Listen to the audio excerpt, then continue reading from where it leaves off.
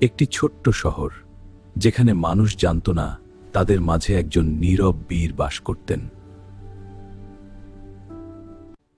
তার নাম ছিল আব্দুল হাকিম। সাধারণ মানুষ, কিন্তু অসাধারণ হৃদয়। শহরের এক কোণে বাস করতেন এক বিধবা মা। অভাব ছিল তার নিত্যসঙ্গী।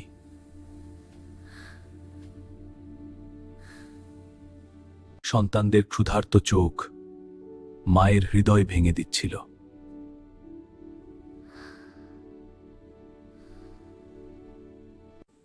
দূর থেকে সব দেখতেন আব্দুল হাকিম, কিন্তু কাউকে কিছু বলতেন না।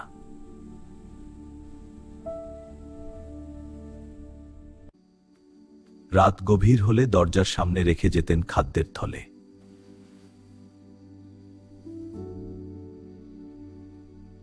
ভোরে দরজা খুলে বিধবা অবাক হয়ে যেতেন। আহ, এ কি! হে ভগবান, কৃতজ্ঞতা জানাই। ক্ষুধার্ত শিশুদের মুখে ফুটে উঠত হাসি।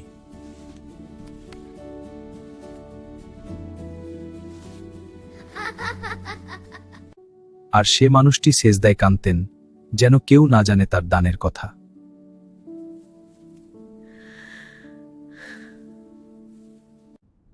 কারণ তিনি শুনেছিলেন রাসূল সাল্লাল্লাহু আলাইহি ওয়াসাল্লামের বাণী।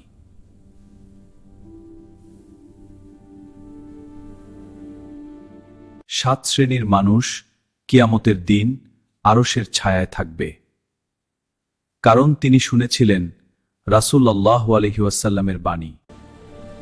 তাদের একজন যে গোপনে দান করে।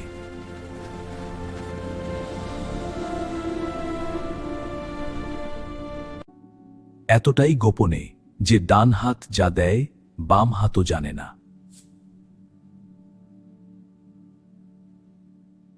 শহরে শুরু হলো গুঞ্জন। সেই রহস্যময় সর্বস্ব বিনামূল্যে দিয়ে গেল, বাজারের সবার দিয়ে গেল। আর রাস্তার কুকুরগুলোকে খাবার দিল। কি অদ্ভুত! সত্যিই এক রহস্য। বিধবা প্রতি রাতে অজানা দাতার জন্য দোয়া করতেন।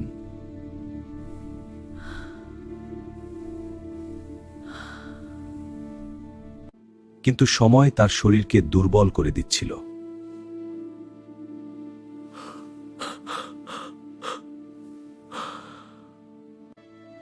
এই নাও ভাই, আরো অনেক কাজ বাকি। তবুও থামেননি তিনি। বৃষ্টি, ঝড় কিছুই তাকে আটকাতে পারেনি।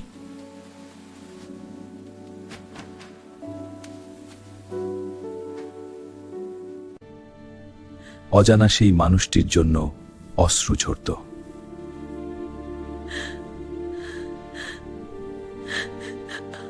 একদিন তিনি গুরুতর অসুস্থ হয়ে পড়লেন।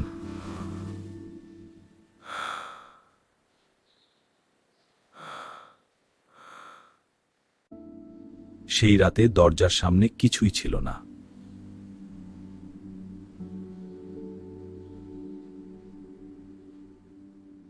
বিধবার মনে ভয় জন্মালো।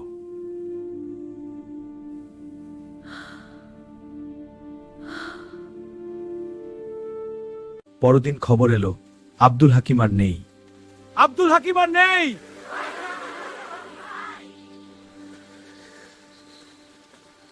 তখনই সবাই বুঝল, সেই গোপন দাতা তিনিই ছিলেন।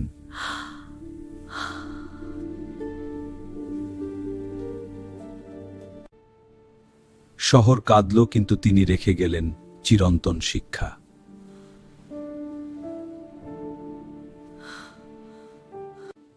শহর কাঁদল, কিন্তু তিনি রেখে গেলেন চিরন শিক্ষা। গোপন দান কখনো হারিয়ে যায় না।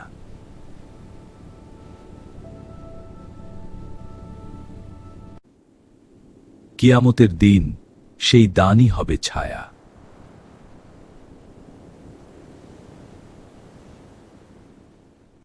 আমরা আজ খুব খুশি।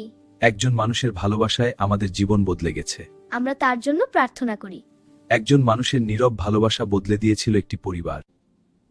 দান শুধু সম্পদ কমায় না, বরং ঈমান বাড়ায়।